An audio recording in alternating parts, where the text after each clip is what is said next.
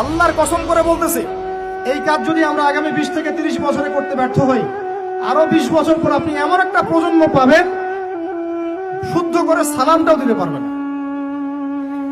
দেখে নিয়েন, আপনি শুদ্ধ করে সালাম তো দিতে পারবেই না, আল্লাহ পাকের কালিমা লা ইলাহা ইল্লাল্লাহ ঠিক মতো উচ্চারণ করতে পারবে কিনা সন্দেহ আছে। নামাজটাকে সে অপশনাল মনে করবে। রমজান মাসে বাইরে সিগারেট টান দিয়ে দেবো, আর কি করতে পারে, দেখবেন যে পশু হয়ে গেছে, বালহুম আদল, বরং তার চেয়ে নিকৃষ্ট হয়ে যাবে যদি না আমরা এই শিক্ষাটাকে সমন্বয় করতে পারি। এখন সমন্বয়ের পথ ও পদ্ধতি কয়টা?